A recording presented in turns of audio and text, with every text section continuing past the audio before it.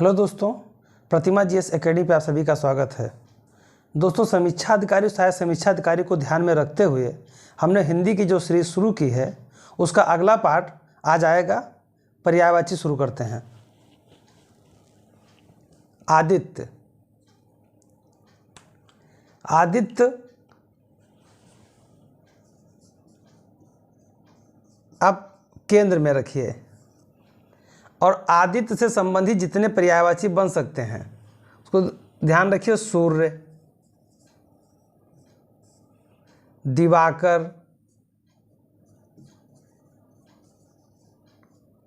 दिनकर, भास्कर,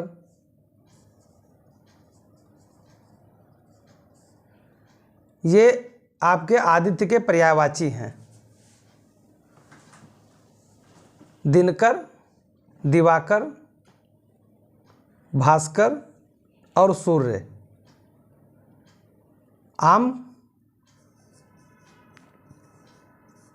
फलों का राजा है, तो आम के क्या क्या हो सकते हैं? आम के हो सकते हैं सहकार,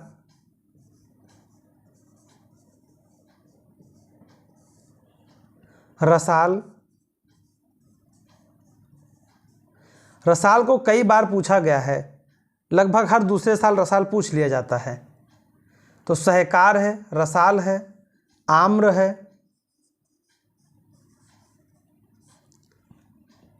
पियुम्बू है,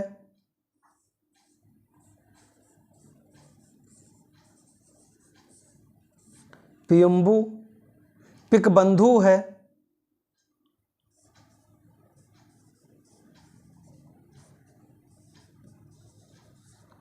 पिकबंधु, पियम्बू, पिकबंधु, अमृतफल,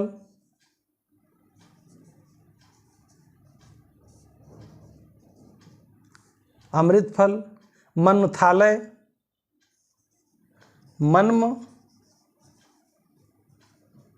थालय, अम्ब,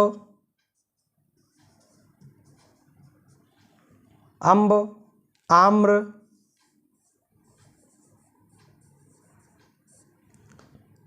फलश्रेष्ठ,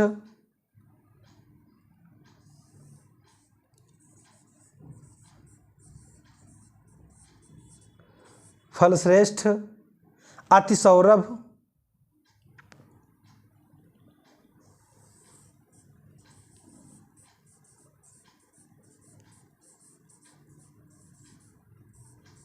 अतिसौरभ, मधुदूत,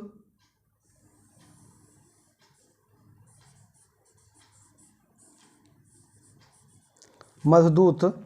अब देखिए, आम को आपने केंद्र में रखा और आम को रसाल भी कहते हैं, यह कई बार पूछा गया है। सहकार, अमृतफल, अमृतफल, मन्मथालय, अम्ब, पिकबंधु, पिकबंधु भी आम को कहते हैं, पियम्बू भी आम को कहते हैं, फलश्रेष्ठ आम को कहते हैं, अतिसौरभ भी आम को कहते हैं, मधुदूत भी आम को कहते हैं। आम्र तो आम है ही है, यानी कि अमृत फल, सहकार, रसाल, आम्र, फलश्रेष्ठ, अतिसौरभ, मधुदूत, पियम्बू, पिकबंधु, अम्ब, मन्मथालय, ये सब आम के पर्यायवाची हैं। यानी आम के पर्यायवाची और आदित्य के पर्यायवाची आपने देखा। आदित्य के पर्यायवाची में दिवाकर, दिनकर, सूर्य, भास्कर। आम के पर्यायवाची में सहकार, रसाल, आम्र, पियम्बू, पिकबंधु, अमृतफल, मन्मथालय, अतिसौरभ, मधुदूत आदि। यानी कि आम में जो नया है वो है सहकार और अतिसौरभ। बाकी पुराने पर्यायवाची वही हैं, सब जो रिपीट होते रहे हैं। रसाल सबसे ज़्यादा बार पूछा गया पर्यायवाची है। आंगन,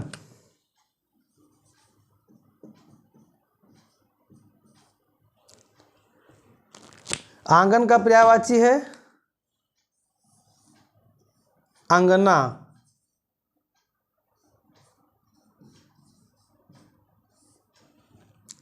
अजीर,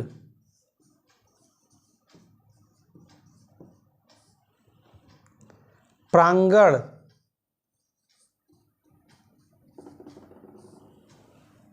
बगर। यानी आंगन जो होता है, घर के बीच में आंगन होता है जो, उसको कहा जाता है प्रांगण भी। प्रांगण और कई चीज़ों को कहा जाता है, जिसे आगे जो फील्ड पड़ा होता है उसे प्रांगण भी कहते हैं, लेकिन इस आंगना का भी पर्यायवाची प्रांगण होता है।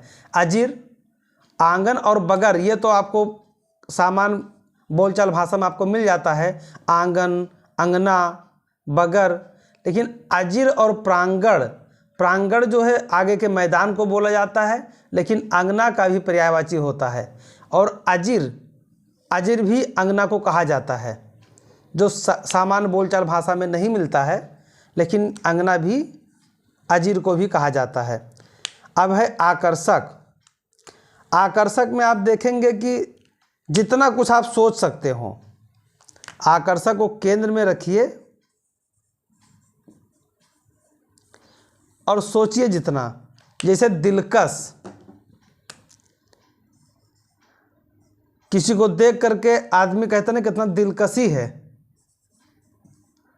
मतलब दिल को जो कस ले, कितना खिंचाव है उसमें। आकर्षक कितना है, कितना खिंचाव है। जो मन मोह ले, विमोहन। वाह, अब आप सब लोग समझ रहे होंगे कि ये सब आकर्षण शब्द किसके लिए होते हैं। सम्मोहन,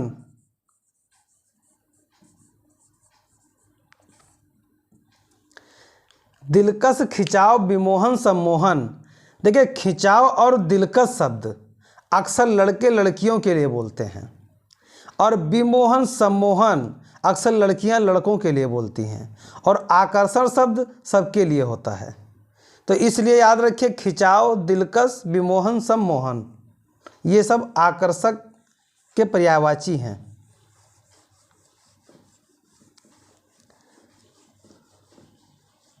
अजीर, प्रांगण, अंगना, बगर। आखिरकार, लोग कहते नहीं है कि आखिरकार आपको मानना ही पड़ा। आखिरकार एक गाना है, उसमें संजय दत्त एक्टिंग करते हैं, आखिर तुझे आना है जरा देर लगेगी। तो वही आखिर का मतलब होता है अंततः आपको मानना ही पड़ा। अंततः आपको मानना ही पड़ा, ऐसा आपने काम क्यों किया। अंततो गत्वा आप आए ही, अंततो गत्वा आप आए ही। परिणामतः ऐसा हुआ, परिणामतः ऐसा हुआ। फलतः ऐसा कहा जा सकता है, फलतः। अब देखिए, आखिरकार को अंततो गत्वा, अंततः, फलतः, परिणामतः, यानी कि एक जो अंत में कंप्लीट होता है उसे कहा जाता है आखिरकार आपने ऐसा किया। अंततो गत्वा आपके पास आया। परिणामतः मतलब जो परिणाम निकलता हो, फल निकलता हो, अंत में जो परिणाम प्राप्त होता हो उसे कहा जाता है आखिरकार। यानी आखिरकार का पर्यायवाची अंततः, अंततो गत्वा, परिणामता, फलता। आज्ञा, आज्ञा के पर्यायवाची है, कहते हैं कि आज्ञा लेकर के आइए। तो आज्ञा का जो पर्यायवाची है वो है अनुमति। अनुमति मिलते ही मैं आपको बताता हूँ, यानी किसी की आज्ञा मिलके ही बताता हूँ। मंजूरी मिल जाए बस आ जाता हूँ। मंजूरी मतलब किसी की आज्ञा मिल जाए मैं आता हूँ। स्वीकृति अभी तक नहीं मिली है, स्वीकृति मिल जाए आ जाएं। स्वीकृति मतलब किसी की आज्ञा मिल जाए। सहमति अभी तक प्राप्त नहीं हुई है, सहमति प्राप्त होते ही आ जाएंगे। इजाज़त दीजिए मैं जाना चाहता हूँ। इजाज़त मतलब यह है कि आज्ञा के इतने रूप हैं और जितना सोच सकते हैं। मंजूरी, सहमति, इजाज़त, अनुमति, स्वीकृति, ये सब आज्ञा के पर्यायवाची हैं। आयुष्मान, आयुष्मान मतलब जब किसी को आशीर्वाद दिया जाता है, किसी को दीर्घ आयु होने का, लंबी उम्र का जब आशीर्वाद दिया जाता है तो कहा जाता है आयुष्मान भवः। आप चिरंजीवी हों, आप दीर्घायु हों, मतलब आपकी लंबी उम्र की कामना हेतु जितने भी शब्द आते हों वो आप प्रयोग कर सकते हैं। जैसे चिरंजायु, चिरंजीव, दीर्घायु। चिरंजीव का मतलब भी होता है लंबी उम्र की कामना, दीर्घायु का मतलब भी होता है लंबी उम्र की कामना, शतायु का मतलब भी होता है लंबी उम्र का कामना। शतायु, चिरायु, चिरायु मतलब होता है कि जिसकी आयु कभी खंडित ही न हो, चिरायु। और दीर्घजीवी मतलब इतना लंबा साल जियो, एकदम दीर्घजीवी। या चिरायु, दीर्घायु, शतायु, चिरंजीवी, ये सब आयुष्मान के पर्यायवाची हैं। आश्रय, आश्रय का पर्यायवाची है अवलंब, भरोसा, सहारा, आधार और प्रश्रय। कहते हैं किसी को आश्रय देना। अवलंब से अवलंब बोला जाता है, भरोसा बोला जाता है, भरोसा, सहारा,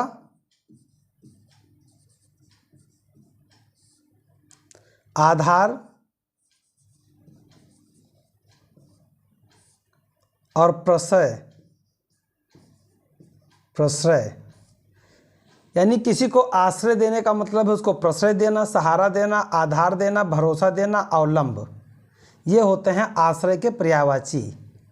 अवलंब, भरोसा, सहारा, आधार, प्रश्रय, ये आश्रय के पर्यायवाची हैं। और आवेग के पर्यायवाची, आवेग,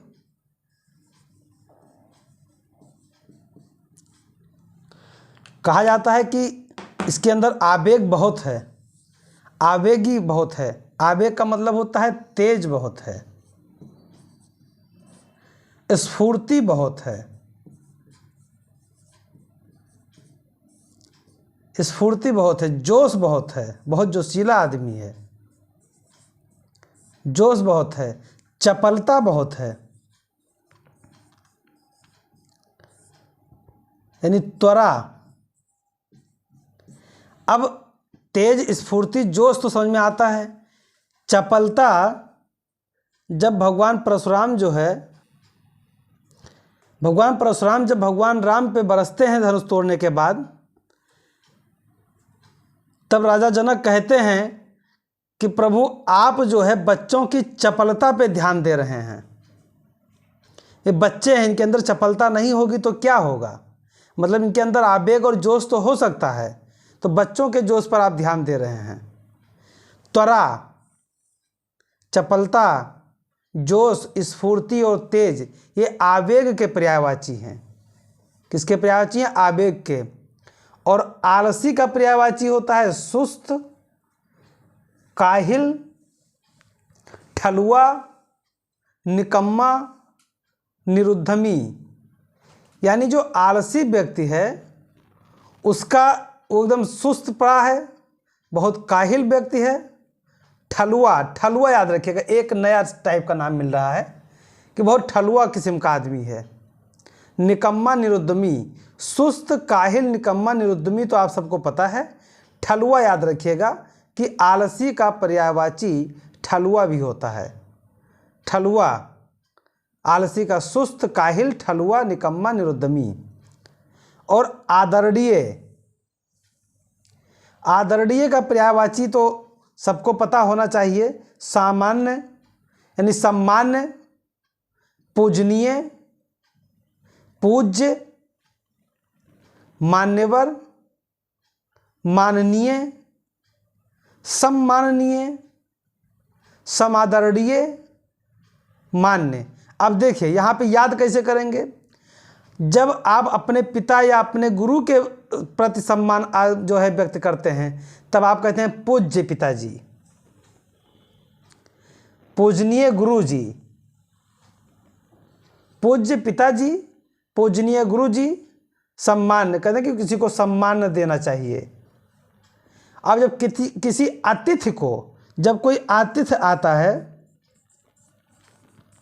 अतिथि आता है, तब उसे आप कहते हैं मान्यवर आइए, उसे आप मान्यवर कहते हैं। यानी कि हर किसी का सम्मान करने का एक अलग अलग स्थान होता है, अलग अलग व्यक्ति के लिए अलग अलग शब्द होते हैं। जैसे कहते हैं कि आदरणीय जो है प्रबंधक या प्राचार्य महोदय, पूजनीय गुरु जी, पूज्य पिताश्री, सम्मान्य, मान्यवर, यानी अतिथि के मान्यवर आइए बैठिए। और जब किसी जो है सम्मानित व्यक्ति, नेता, विधायक का आप सम्मान करते हैं तो कहते हैं माननीय विधायक जी। क्या बोलते हैं? माननीय विधायक जी। यानी यहाँ पे माननीय हो गया। सम्माननीय, जब कोई सामाजिक कार्यकर्ता का जो है सम्मान करता है तो कहते हैं कि सम्माननीय फलाना जी हैं, इनका सम्मान है, इनका समाज में काफ़ी सम्मान है। समादरणीय, मतलब जब किसी को आप अपना आदर्श मानते हैं तब आप उसे कहते हैं कि समादरणीय, ये हमारे समादरणीय हैं, और आप उनका नाम लेकर के उन्हें सम्मानित करने का भाव जगाते हैं। और जब कोई आपका पाहुन, यानी जो आपका मान्य होता है, आता है, सम्मान देते हैं, उसे कहते हैं आप मान्य हैं हमारे। यानी कि सम्मान में, आदरणीय के भाव के अंदर हर किसी व्यक्ति को मानने का, उसे सम्मान देने का अलग अलग शब्द का प्रयोग किया जाता है, लेकिन हर शब्द का अर्थ एक ही भाव प्रकट करता है कि हम उन्हें सम्मान देते हैं, उन्हें हम आदरणीय भाव से देखते हैं। इसलिए आदरणीय का पर्यायवाची जितने भी प्रकार से सम्मान का भाव मिल सकता है वो सारे आपके आदरणीय के पर्यायवाची हो जाएंगे। आचार्य, आचार्य में व्यक्ति के चरित्र का भाव आता है। कहते नहीं कि उनका आचार विचार अच्छा नहीं है, उनका आचार बहुत बढ़िया है, उनके विचार बहुत अच्छे हैं। तो विचार तो आचार का पर्यायवाची नहीं होगा, लेकिन आचार का मतलब होता है आप व्यवहार कैसा कर रहे हैं, और विचार का मतलब होता है आप बोल कैसे रहे हैं। तो इसलिए आचार का जो पर्यायवाची है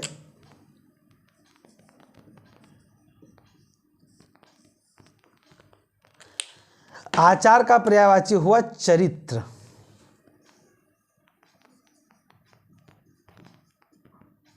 आचार का पर्यायवाची हुआ चरित्र, स्वभाव, धूली,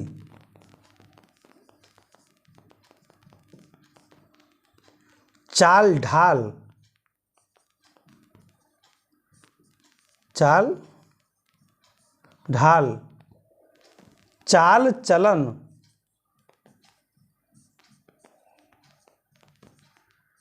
चाल चलन, व्यवहार। अब आचार में चरित्र आ गया, स्वभाव आ गया, धूली एक नया शब्द मिल रहा है कि धूली तो आपने कभी सुना नहीं होगा। तो इसलिए आचार का चरित्र, स्वभाव, व्यवहार, चाल चलन, चाल ढाल, ये लोकल शब्दों में प्रयोग किया जाता है। लोग कहते हैं कि चाल ढाल ठीक नहीं है, उसका चाल चलन ठीक नहीं है। चाल ढाल, चाल चलन ये लोकल शब्द हैं, लेकिन है तो आचार के पर्यायवाची ही। व्यवहार, चरित्र और स्वभाव, ये जो लोग प्रयोग करते हैं शब्द को अपने आप को थोड़ा काबिल मानते हैं। और धूल शब्द का इस्तेमाल कोई नहीं करता है, बहुत रेयर से रेयरेस्ट में इसका इस्तेमाल किया जाता है। लेकिन आचार का अर्थ धूल होता है और धूल का अर्थ आचार होता है, यानी किसी के साथ आपका व्यवहार कैसा है उसे धूल कहा जाता है। इसलिए आचार का पर्यायवाची धूली भी होगा, यानी चरित्र होगा, व्यवहार होगा, धूल होगा, स्वभाव होगा, चाल ढाल होगा। अब आख्यान, देखिए आख्यान और व्याख्यान में एक अंतर होता है।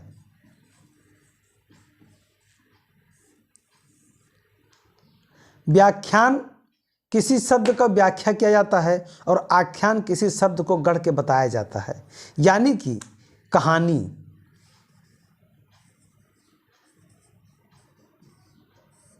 कहानी, कथा, वृत्तांत,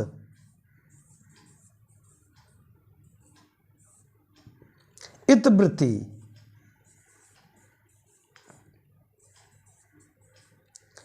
इतिवृत्त और किस्सा।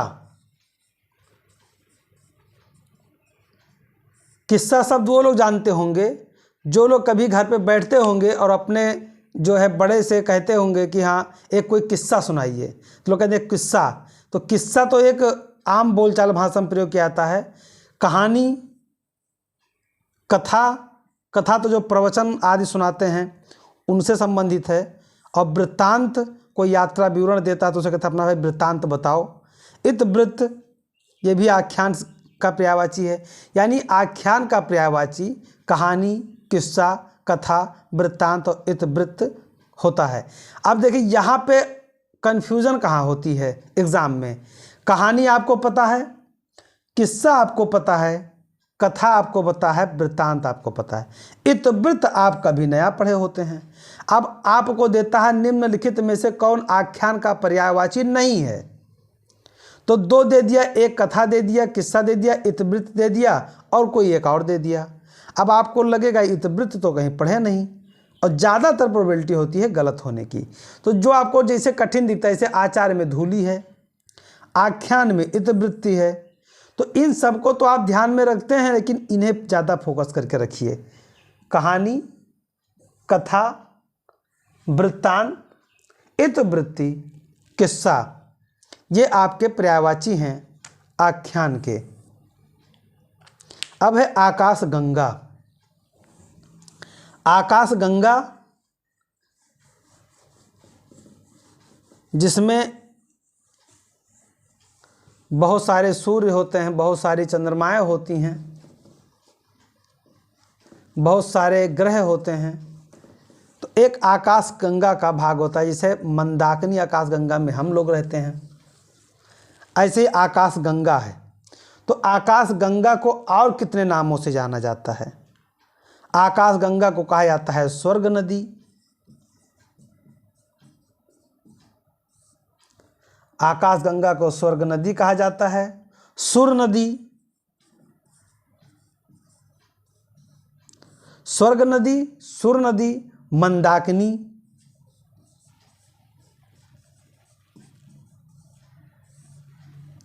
नभो नदी, नभगंगा। यानी आकाश गंगा को हम नवगंगा के नाम से जानते हैं, सुर नदी के नाम से जानते हैं और मंदाकिनी के नाम से जानते हैं, नभो नदी के नाम से जानते हैं। अगला पॉइंट है आक्षेप। आक्षेप का पर्यायवाची क्या क्या होता है? आदमी बोलता है कि उन्होंने आक्षेप लगाया है, मैंने गलती नहीं किया है। तो आक्षेप मतलब आरोप हो सकता है, आरोप, दोषारोपण,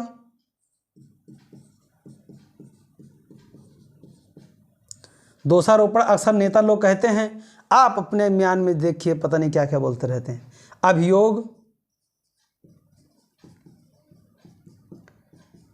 आरोप, दोषारोपण, अभियोग और इल्जाम। इल्जाम ये आक्षेप के पर्यायवाची हैं।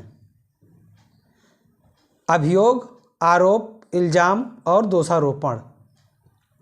आकृति का पर्यायवाची क्या है? आकृति का मतलब होता है आकार, यानी कि उसका पर्यायवाची है आकार। चेहरा मोहरा, आदमी कहते ना भैया नैन नक्श कैसा है उसका, चेहरा मोहरा कैसा है। जब आदमी लड़की देखने जाता है तो जब देख करके वापस जाता है घर पे, तब आदमी यही सब पूछता है कि भैया उसके आकार कैसा है, चेहरा मोहरा कैसा है, नैन नक्श कैसा है, गढ़न कैसा है, डील डॉल कैसा है? तो जितना लड़की देखने जाने पर जितने प्रकार के प्रश्न पूछे जाते हैं वो सब आकृति के पर्यायवाची हैं। चेहरा, मोहरा, नैन, नक्श, गढ़न, डील डॉल, आकार, ये सब आकृति के पर्यायवाची हैं। अब आकृति कोई लड़की समझ लीजिए और उसके पर्यायवाची इतने प्रकार के समझ लीजिए। आकलन करना, किसी चीज़ का आकलन करना, यानी कहते हैं भैया आप थोड़ा कूद दिमाग लगाइए, आकलन कीजिए कि कितना पैदा हो सकता है अनाज, यानी कूतना, आंकना, आगणन, मतलब पहले से ही गणना कर लिया जाए, ये आकलन के पर्यायवाची हैं। कूतना, आंकना, आगणन आकलन के पर्यायवाची हैं। आरोप, दोषारोपण, अभियोग, इल्जाम आक्षेप के पर्यायवाची हैं। चेहरा, मोहरा, नैन, नक्श, गढ़न, डील डॉल, आकार आकृति के पर्यायवाची हैं। और आंसू, इन्हें लिखिए यहाँ, आंसू, आंसू आंसू होते हैं, वो खुशी के हों या गम के हों, उन्हें किस नाम से जाना जाता है? अश्रु। अश्रु बहा करके तुमने गीले कर दिए मेरे आँखों को। अश्रु मतलब बहाता कोई है, गीला किसी और का आँख होता है, तो अश्रु, अश्रु मतलब आंसू। नेत्र नीर मतलब आँखों से जो पानी गिरे उसे नेत्र नीर बोलते हैं। नयन जल,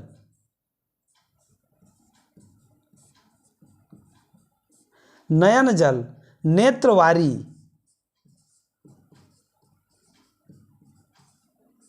देखिए जल का मतलब पानी होता है, नीर का मतलब पानी होता है, वारी का मतलब पानी होता है, नयन का मतलब आँख होता है, नेत्र का मतलब आँख होता है, यानी कि जो आँखों से निकले पानी वो सब आंसू के पर्यायवाची हैं। नयन, नीर, नेत्र यानी अश्रु, नेत्रवारी, नयन जल, नयन नीर, यानी कि नयन जल, नेत्रवारी, नयन नीर ये सब आंसू के पर्यायवाची हैं। अश्रु 1 2 3 4 इसमें 5 है। अश्रु, नेत्र नीर, नेत्रवारी, नेत्रवारी, नेत्र नीर, नयन नीर, नयन जल, नयन नीर, यानी कि वारी नीर, जल नीर, नेत्र नीर, नेत्रवारी, नयन जल, नयन नीर, अश्रु आंसू के पर्यायवाची हैं। आदर्श, आदर्श शब्द जो है एक नमूना होता है, मानक होता है, प्रतिरूप होता है, प्रतिमान होता है, यानी आदर्श का जो पर्यायवाची है मानक, नमूना, प्रतिरूप और प्रतिमान होता है। आतंक, आतंक का पर्यायवाची होता है विभीषिका, विभीषिका जिसका अर्थ होता है बहुत भीषण उपद्रव, उसे विभीषिका कहा जाता है। यानी आतंक का मतलब होता है विभीषिका, उपद्रव, अतिभय जिससे अत्यधिक डर लगे वही आतंक है। अतिभय, जैसे अयोध्या में बंदरों ने आतंक फैला के रखा है, बंदरों से लोगों को डर लगता है, तो वह अतिभय। संत्रास, दहशत, संत्रास, दहशत, ये सब आतंक के पर्यायवाची हैं। विभीषिका, उपद्रव, अतिभय, संत्रास, दहशत। अब एक शब्द है आड़, आड़ का पर्यायवाची होता है शरण, पर्दा, रोक, आश्रय और ओट। यानी कि आड़ का जो पर्यायवाची होता है शरण होता है, पर्दा होता है, रोक होता है, आश्रय होता है और ओट होता है। आदि, आदि का पर्यायवाची, अब यहाँ पे ध्यान रहे, अभी आप लोगों के दिमाग में आएगा कि सब लिखने के बाद सर आदि लिखा जाता है, वो आदि नहीं लिखा जाता है, वो जो लोग आदि लिखते हैं गलत लिखते हैं, इत्यादि लिखा जाता है। इत्यादि का मतलब होता है और ऐसे भी बहुत, ठीक है। और आदि का मतलब होता है पुराना या प्रथम, तो आदि का पर्यायवाची होता है प्रथम, पहला, आदिम, शुरू का और आरंभिक, ये आदि के पर्यायवाची होते हैं।